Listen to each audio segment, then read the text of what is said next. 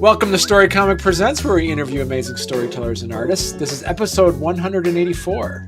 I'm your host, Barney Smith of Storycomic.com, and we're excited to have with us the internationally acclaimed and celebrated comic book writer and podcaster, Samuel George London. Hello, everybody. Sam, how you doing? I'm good, man. I'm good. So I'm all the way in Hampshire, which is about an hour west of London. It's been a super sunny day here. About edging on 30 degrees Celsius, so maybe that's kind of like in the 90s. I think 90 degrees. I think so. Like that, off the top of my head. And I've had a very, very pleasant Saturday. Okay, good. So yeah, you were out and about enjoying the sun. I know that we had. I'm doing the math in my head because I remember when I was in your neck of the woods a few years ago, I would set the temperature in the air conditioner to 18 degrees. And that is a nice chilly Celsius. And I think that's about, from a Fahrenheit perspective, it's about 67 degrees, if I remember correctly, or 68. So yeah, so 30, that's 30 degrees is a kind of a warm day. Yeah, it's toasty. It's been a really warm day today, and it's going to be the same tomorrow, I believe. So, everybody's heading to the beach, which we're doing tomorrow. We didn't go today, but we'll be going tomorrow. So that'll be nice. You'll be going tomorrow. Well, good. So is that a pair of boxing gloves behind you that I see? Yes, that's right. So these boxing gloves are my wife's grandfather's, and he was a physical trainer in the French Navy in World War II. So these have been on a French warship in World War II. Okay. I just kind of hang them there as kind of like I don't know, like it's a nice memento, really. And this is my actual punching bag. So I actually use that outside, like with my own gloves. I don't use like the 70-year-old gloves. I use some MMA gloves, but yeah. So that's the thing. So that you keep those gloves there to remind you to just keep fighting the good fight. When it comes to the creativity. Yeah. Yeah, exactly. Yeah, that's it.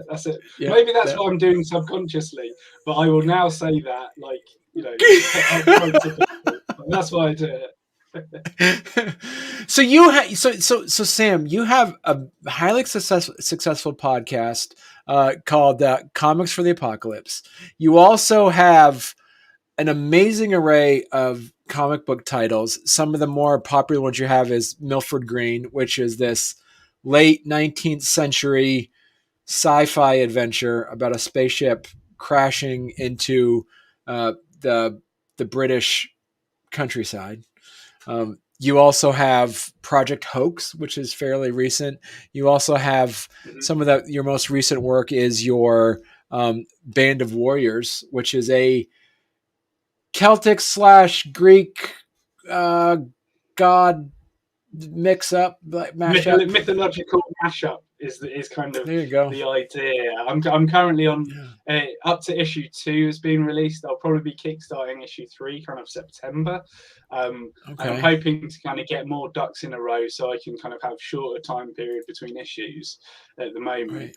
I'm kind of set to kind of like take it off in a bigger and more kind of mythical, an even more mythical direction, basically. Right. So we'll jump in and we'll start talking about some of that stuff. And I know that kind of get started by kind of talking about your background and how you kind of started getting into writing comics. And I know you kind of got your inspiration. You rekindled your inspiration in writing comics after finding out that The Walking Dead was based off of a comic book, and that kind of got you going again, correct? Yeah, that's exactly it. So what was this? This was like probably 2015, something like that. That I started, just watching The Walking Dead like everybody else. I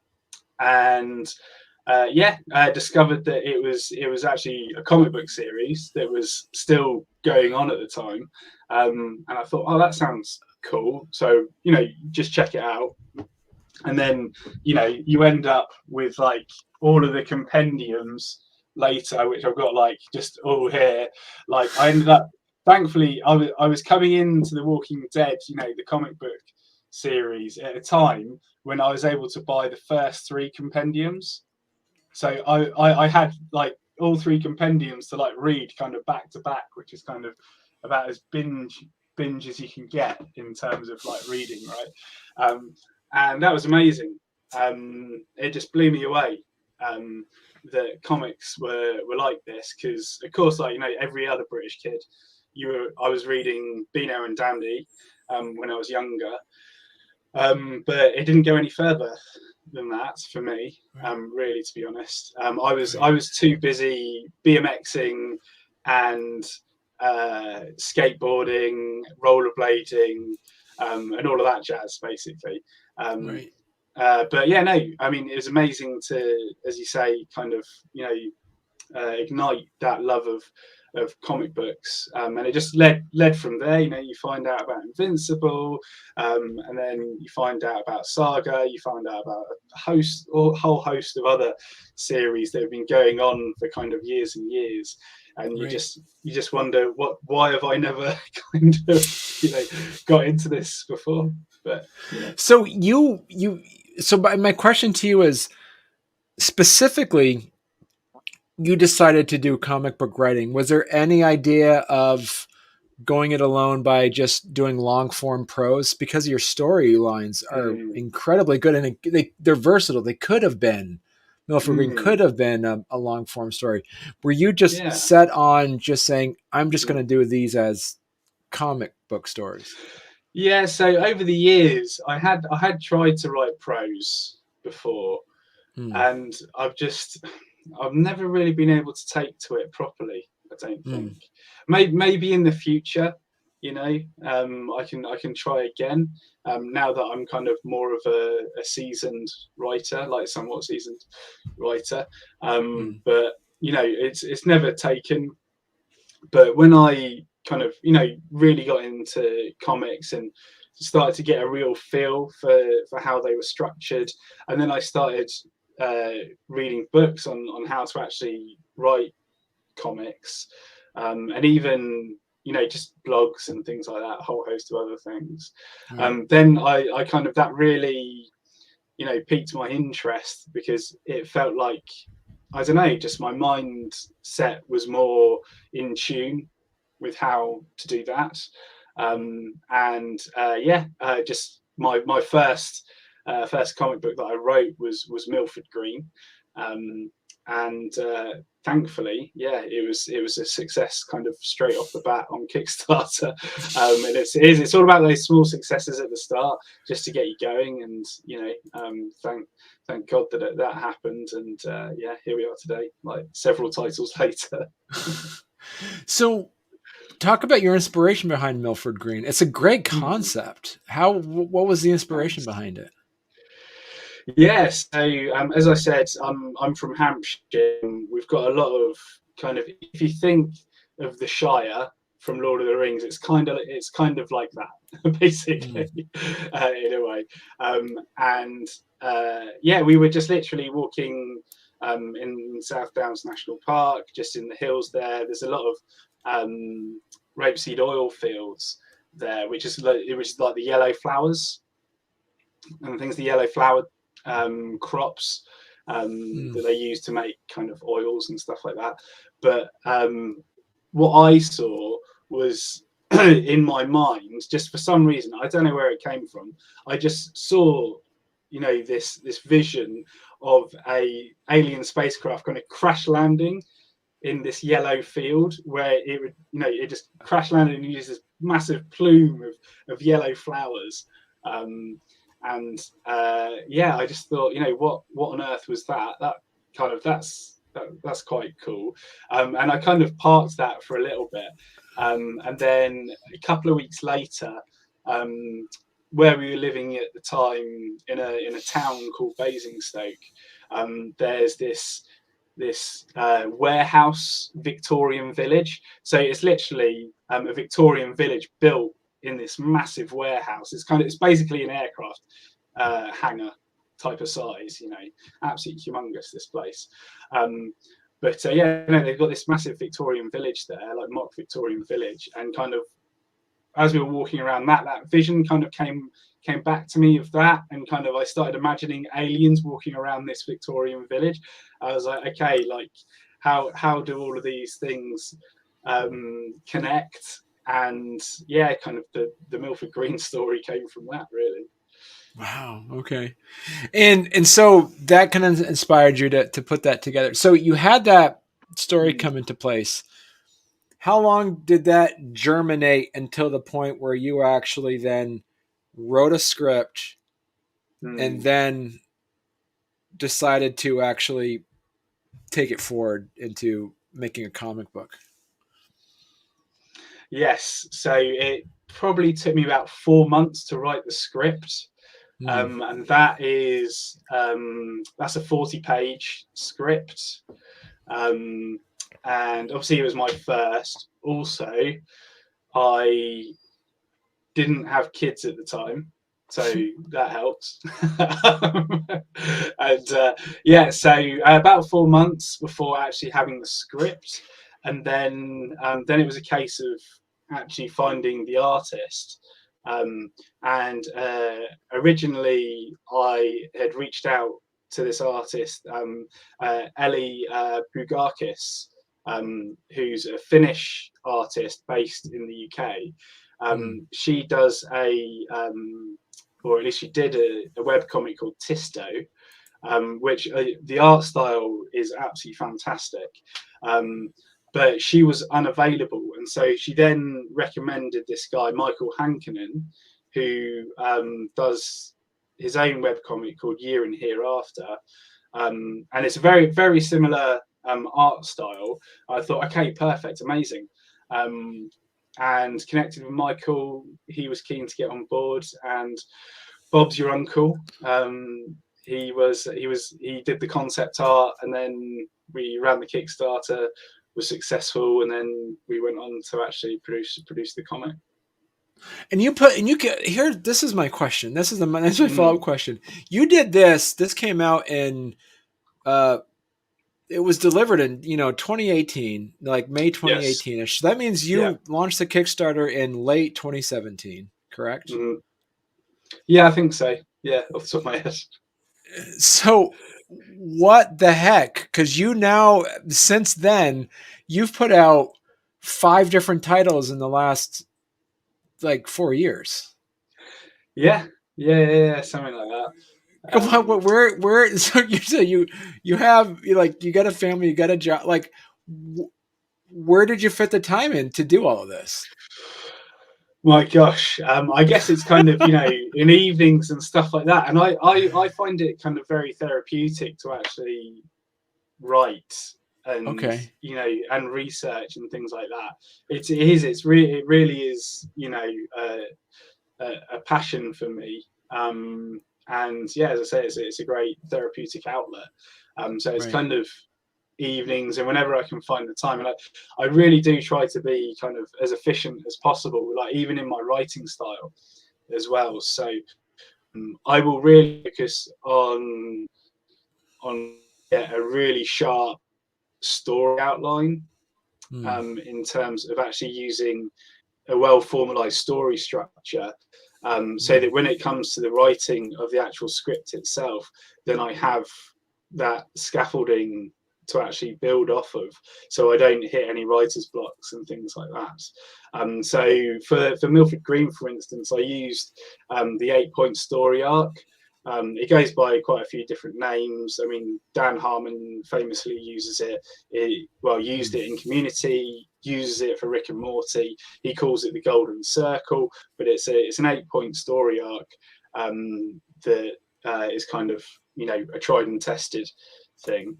And I use that to create the storyline for that, the outline, and then in terms of my writing style, if you look at any of my scripts, in the back matter of any of my titles, you'll see I actually use kind of a table. So literally 3 columns where you've got page and panel, on the first column, description of the panel in the second column, and then the third column is dialogue. And so I actually write horizontally like that instead of like a screenplay style where you kind of like have everything going down. It just works in terms of how I actually process the information, and I feel like it makes me a more efficient writer.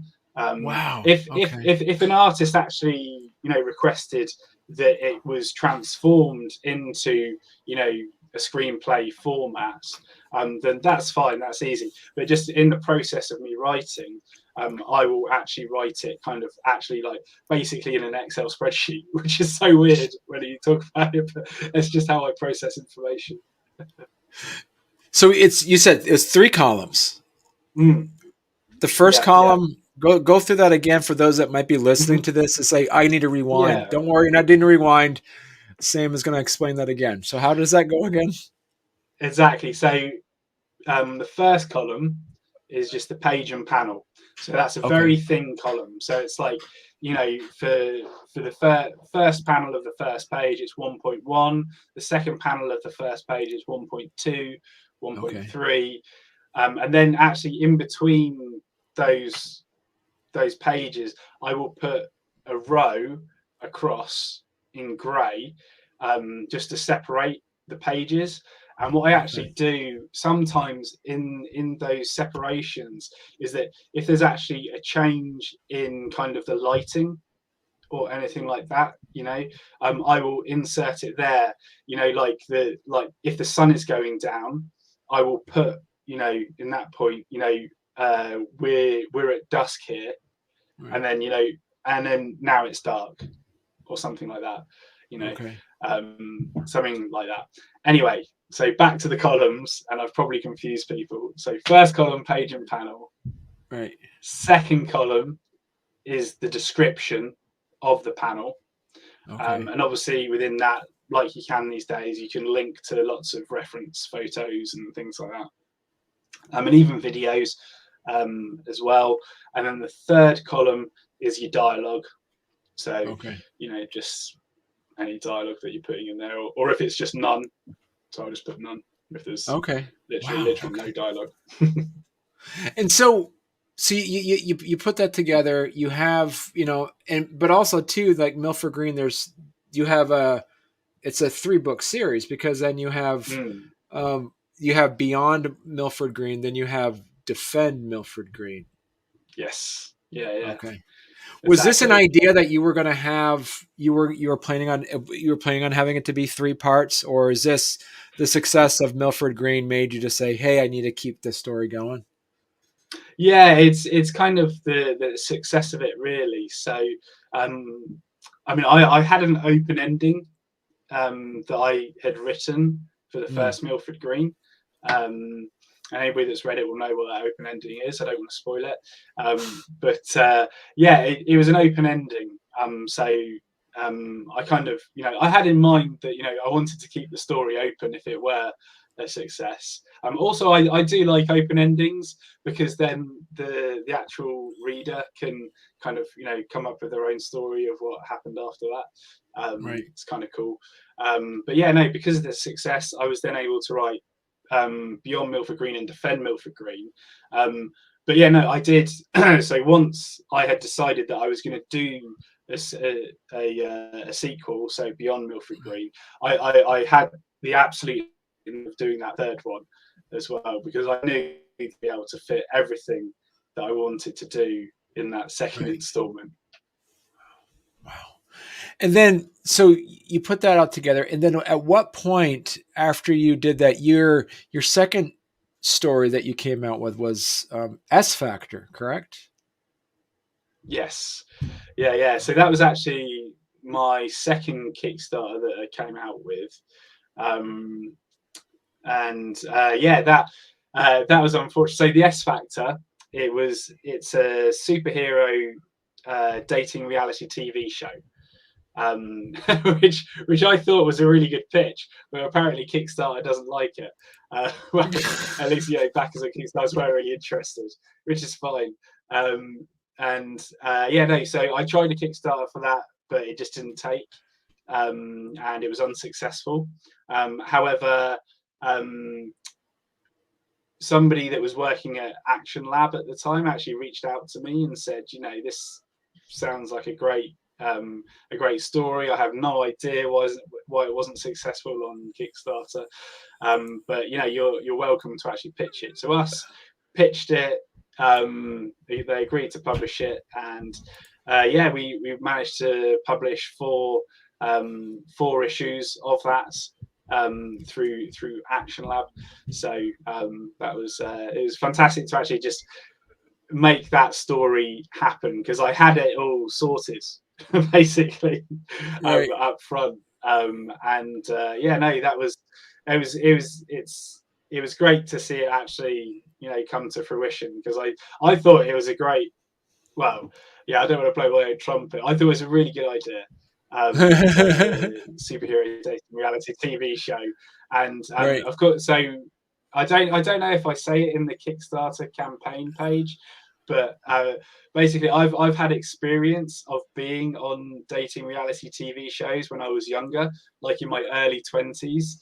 I was on this show called Love on a Saturday Night, which was it was like a successor to a very successful dating show called Blind Date, which had been on since the 80s. And they tried to kind of take it in a different direction. And what had happened is that on that show, they did like a celebrity bit. And I don't know if you've ever heard of the Cheeky Girls at all. No. So they're these two Romanian twins who did this song called "We Are the Cheeky Girls," and you can YouTube it, just put in Cheeky Girls, and it's like their song is called "Touch My Bum." Very provocative, I know.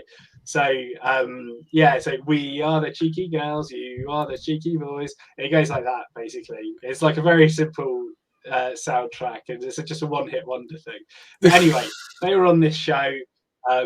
I somehow managed to get picked as one of the people that would date one of the cheeky girls. We go on this date, and like it's just a really interesting insight into actually how all that world works. Like everything is constructed, right? The producers have a motive in mind on absolutely everything that they film. And they will get absolutely every angle, and you will have to redo stuff in order for them to capture it at every angle, because sometimes they only have one camera, because they're doing it really cheaply, and so they will, you might have had an actual nice intimate moment, and then they're like, can you do that again? And it's like, well, that was just a moment in time, it's gone, it's done. But it's like, well, no, we need to capture it on the camera. It's like, okay. I would say, you have to repeat this moment, and you kind of become an actor, but you're not like a trained actor or anything, and it's like, okay, this is really strange. But anyway, so I tried to kind of bake that into the mix of the S Factor, based on that experience. And so Action Labs picked it up, and that was a 4-issue series. Yeah. Okay. Yeah, exactly. And so you're getting the ball rolling at this point too, and then all of a sudden you decided to do a new show. A new issue. Yeah. Project Hoax was your next big IP that you did. Yeah, exactly. So Project Hoax is basically a love letter to my childhood a little bit. I used to have a paper round. I used to ride around with my cassette player, listening to The Offspring on my paper round and stuff like that. And I used to do it on my BMX. And there used to be a local dirt jumps that I used to go to called Pinewood.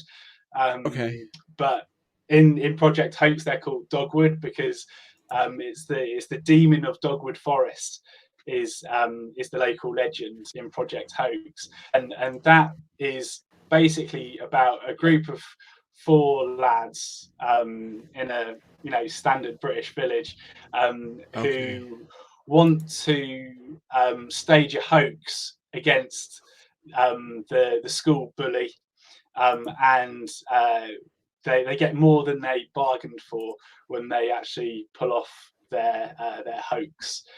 So yeah, again, I don't want to spoil it, but it's kind of, in a way, it's kind of like a British Stranger Things ish. Okay. But yeah, so there's a lot of Britishisms in there that Brits will get, and yeah, everyone else might be interested to find out. So where is your for those that might be listening, comic book writers that say, hey, I got a great story, I got a script, Sam, how do I find the right artist to help me see this project forward? Yeah, that's a really good question, actually, because I do really try to be specific in which artist I'm gonna be wanting for each project. As you see from Milford Green, the style is almost kind of manga-esque, manga and anime-esque. But the reason that I really went for that, and if you look at kind of Michael's previous work before Milford Green, and even his webcomic Year and Hereafter, you'll see that it kind of has, like, he has the ability to do both period style art, as well as kind of fantasy as well. Like, he has fantastical creatures in there as well and things. And like, looking at how I wanted to present Milford Green, that was just absolutely perfect in terms of, you know, being able to show Victorian dress, but also have aliens and things at the same time, and kind of combine those two. And I can't think of any other art style that would be able to actually do that, thinking about it, really. So that's always what I had in my mind. Then when it came to the S Factor, I was really looking for somebody that was kind of, you know, really stylized to, you know, the Big Two style, basically. And Chris Panda really fit the bill on that. If you look at his previous work that he's done a lot of really good cover art, for instance, as well as, you know, lots of other good interior art. It's just absolutely spot on for what I wanted. And then Project Hoax. So I wanted this, like, really dynamic, and of course, because it's an all ages horror comic, kind of almost like a cartoony, impactful, dynamic style. And Dan Butcher, who's a fellow British kind of 40-ish-year-old, that he I knew that he totally got where I was coming from with everything that we did, because there's references to Sega Mega Drive in there, and also one of the actual not stretch goals, rewards in there is this USB cassette player. I don't know if you've got a picture there at all. Did I not put a picture? Yeah, if you keep on scrolling. Here it is. There you go, bingo. So yeah, I managed to source this. It looks like a cassette, a tape cassette, but it's got a USB key inside of it. And I managed to source cassette cases as well, and cassette J jackets as well on the inside, and got all that printed and all of that, and like even the stickers on the actual cassette tape itself, you know, you have to get like the special stickers for that and things, and manage to source all of that and put it all together. So that was a lot of fun. That was really cool. And then I managed to actually get this stretch goal with this pixel artist. I forget the guy's name. It's like John. It'll be on the Kickstarter page there. So scroll down. Yeah. No, just go back up a little bit, maybe. Or no, maybe it's in here. I think it's John Stratton or something. Okay. But anyway, those are here, graphics. Yeah. Yeah. So he does these pixel 16-bit pixel art animations on his YouTube channel, which is really, like, honestly, go check it out. It's really good. It's all in the style of Streets of Rage, but he does like the the end game battle scenes and stuff like that, cool. and Star Wars and all sorts. It's honestly, it's absolutely incredible.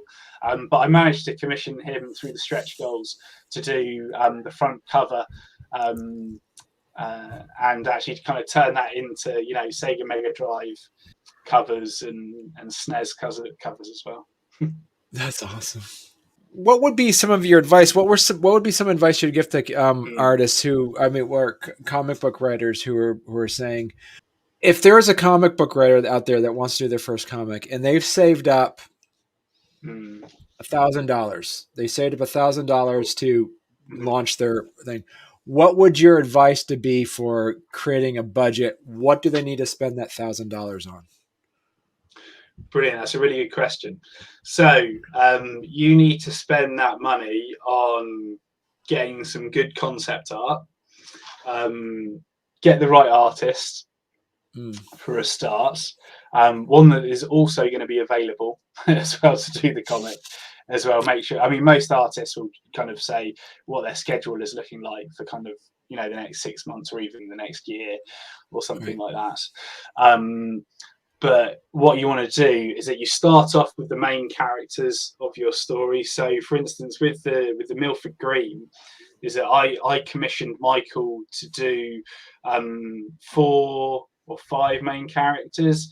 So, just off the top of my head, Alfie Fairfield, who's the main male character, Mary Wells, who's the main female character, and then George Essex, who's the antagonist, one of the antagonists, I should say, and then Lord Katov, who's kind of like the evil alien, Fandalg, who is the good alien, and so it was just 5. So 5 main characters, and I commissioned him to do those characters so that we could really pin down what they're going to look like. Also, on the Kickstarter, it means that you can present what those characters are about, kind of their personality traits, and kind of where they're coming from and things, so that then potential backers can get a sense of there's some background to this story and things. And then also I commissioned him obviously to do the front cover. So you want front cover as well. And then about, anywhere from 4 to 6 pages as well.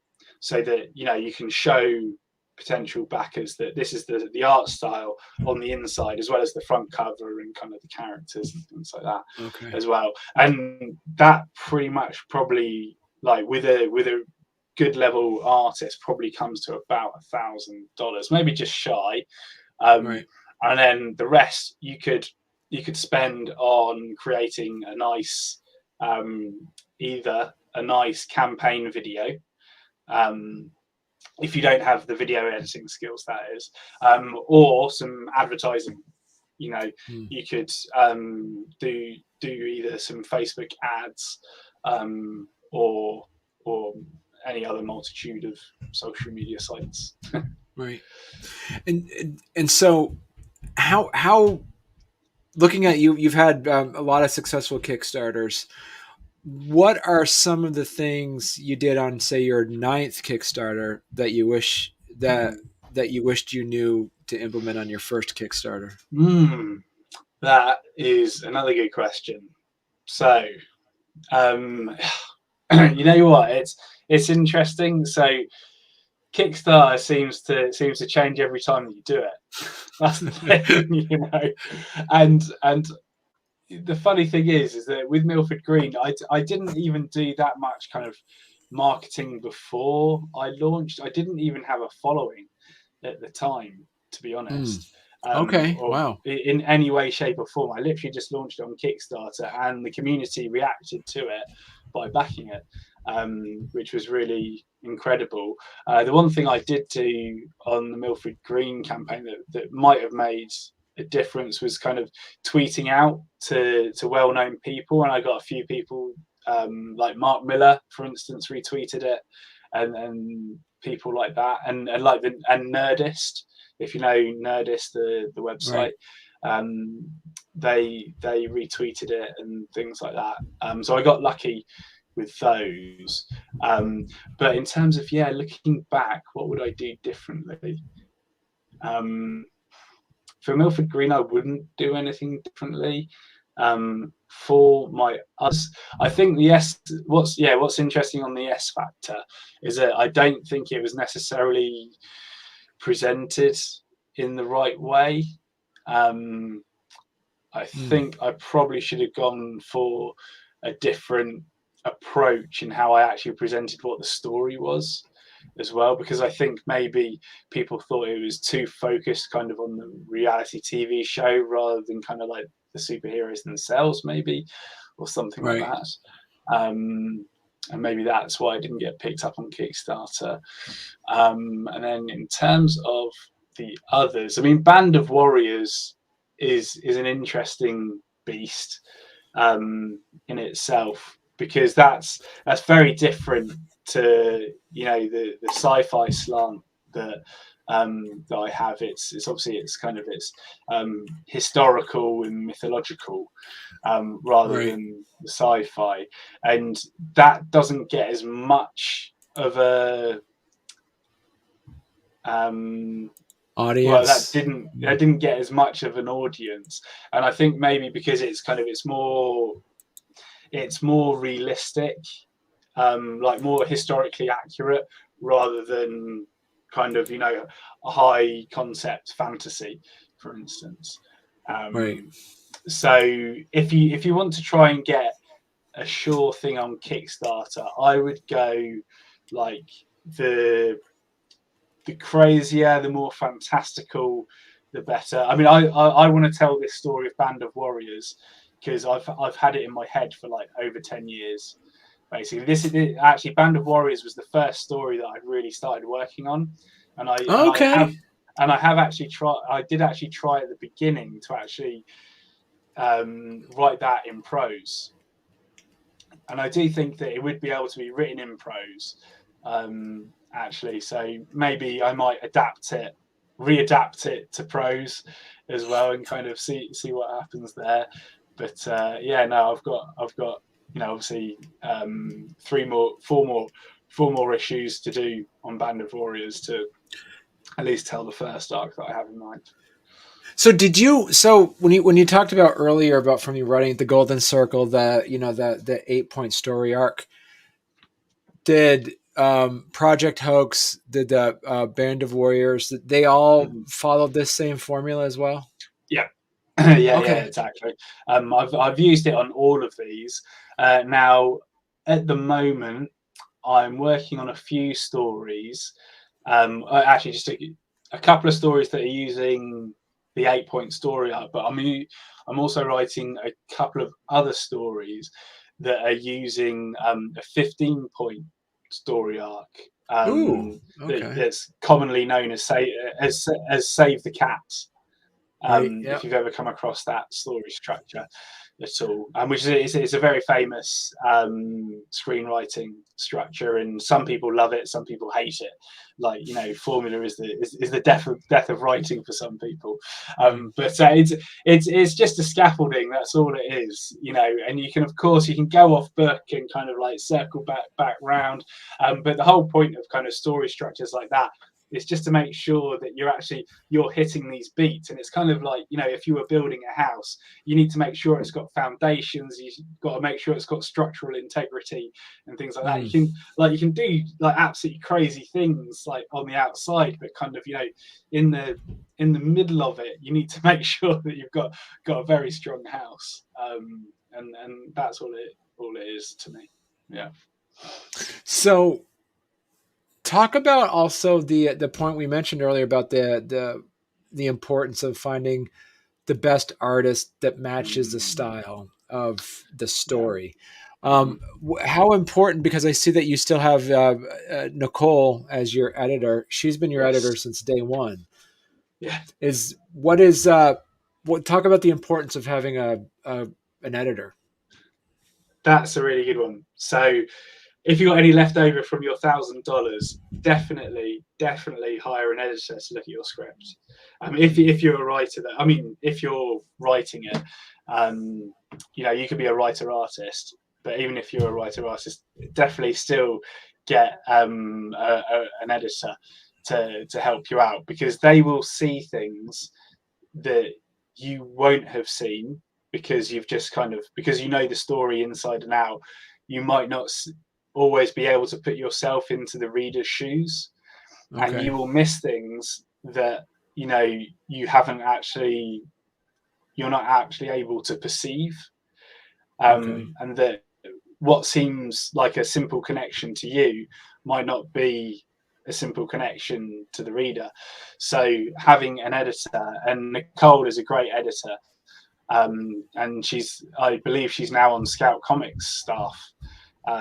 Cool. At the moment, as an editor, and I believe she's like the digital content director as well these days.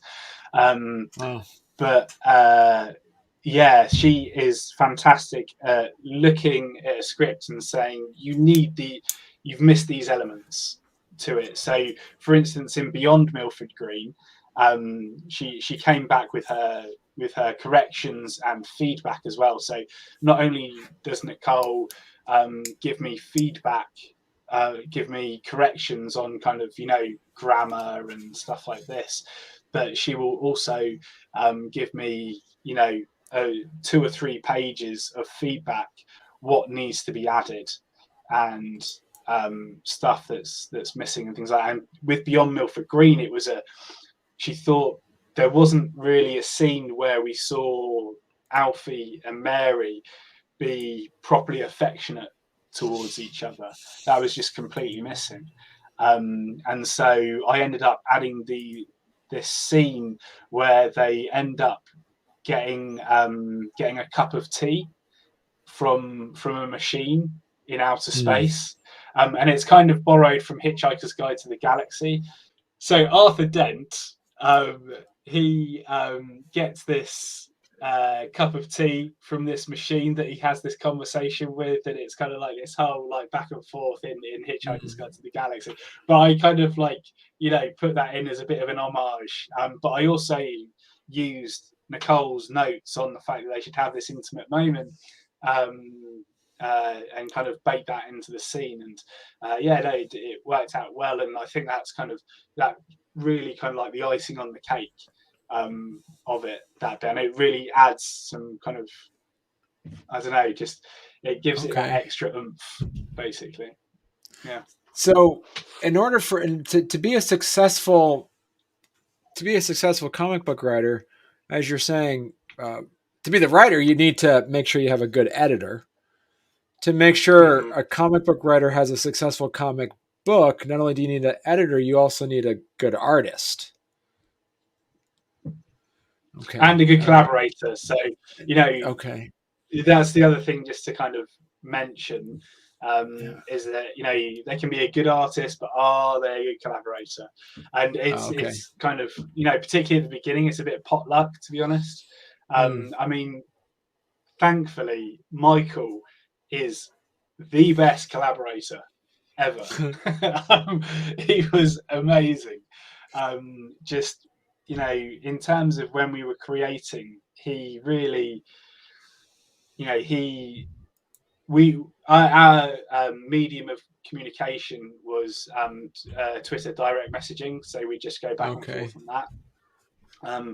And he'd send me sketches, I would send feedback, he'd correct things or adjust things, and he was just absolutely amazing in terms of the collaborative process, and that's just absolute gold. So if you find a good collaborator, just treat them with respect and make sure you keep them on side, and hopefully you get to work with them again and again and again.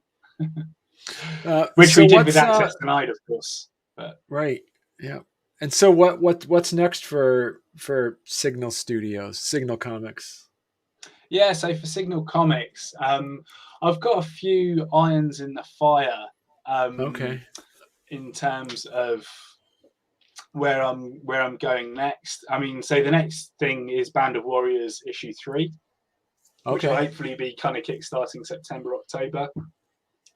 Probably looking more like October right now, but maybe kind of late September, something like that. So that'll be the next release through Signal Comics, and then I have a few other pitches that are going out to publishers at the moment. One that almost got there with a publisher that I'd really like to work with, but didn't quite make it. So that might come out with Signal Comics next year, but we'll see. So that was a shame, but it's a fun concept. Okay, cool. And then some others that I'm very set on trying to get with some well-known publishers that I think will probably make it to a well-known. Well, we'll see. Cool. If not, then Kickstarter's always there. Right. So, you also have. I just want to also touch. You also have a really fun podcast called Comics for the Apocalypse. Thanks, man. Yeah, so, do you want to talk a bit about that one? It's a pretty cool concept. Thanks, man. Thanks. Yeah. So, gosh, when did I start this? Like 2019, maybe something like that. Like. Or maybe late 2018, early 2019. So I actually came up with the concept of Comics for the Apocalypse after listening to this podcast called Films to be Buried With, and I listened to it for quite a while actually. But it's with this comedian called Brett Goldstein. He's a really funny guy. He's actually in this superhero movie, this British superhero movie called Super Bob. Which is a lot of fun. Definitely go check that out. That's actually it's really fun. It's not a usual superhero movie. It's kind of like it's low budget, but I mean it's high production value, but it's low budget. But it's really funny. Anyway, so Films to be Buried With. Brett takes guests through which films they'd like to be buried with, and I thought that was a really fun concept, and it's actually borrowed from another British concept, which is one of the longest running radio shows of all time called Desert Island Discs. I don't know if you ever listened to it whilst you were over here at all, but it's on BBC Radio 4, and it's been going since the 50s, and they essentially interview guests on what music tracks they take onto a desert island with them, which 8 discs would they take with them, and through that process they talk about their lives and kind of how they came to accomplish what they've accomplished and how they do what they do and things like that, as well as talking about these tracks and what it means to them and things like that. But with going back to Films to be Buried With, he had more specific questions rather than kind of just 8 tracks in general. What's the saddest film that you've watched? What's the funniest film that you've watched, and things like that. And so I thought I'd kind of borrow that concept and put it into comics, and I came up with the idea of Comics for the Apocalypse. That's awesome. And I've got these specific questions, and we're over 150 shows now, and I've had some amazing creators on, to say the least. It's been wild that I got to interview all these people, like from David Lloyd and Charlie Adlard to Heather Antos and Rachel Smith and all that jazz. It's pretty gnarly. So your next project, you said, is going to be Band of Warriors issue number 3. That's coming out. So make sure if people want to follow and find more of your work, what's the best place that they can connect with you? Yeah, best place to start is Twitter. So Samuel G. London on Twitter. And then you can always go to signalcomics.com and kind of, go off to all of the social media sites from there. As we were speaking about off air, I need to update that website quite badly, which is rather terrible. But it's still somewhat functional. So it'll get you to the places that you need to go. And then other than that, you should be able to also follow me on Kickstarter as well. Okay. If you actually, click on any of the Kickstarter pages via the Signal Comics website, it will take you to the campaign pages, and you can follow me there. Right. Basically. Cool. Excellent.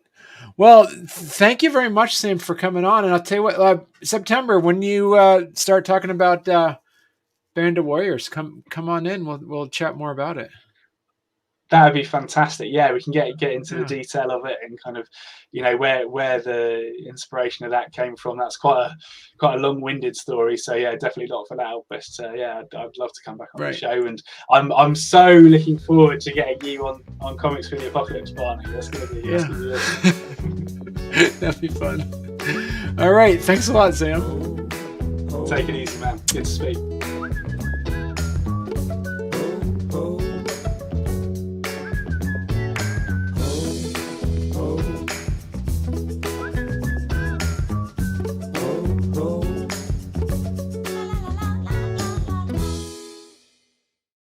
Okay. My intro, I usually sometimes I'll put in award-winning, but if you can, but no. I'm not that good. I'll put celebrated. There we go. That's good. Celebrated. That's a perfect. That's see. There you go. You should be a realtor. It's all about the upsell. All right, here we go. So Samuel George London, you go by Sam. All right, here we go. All right.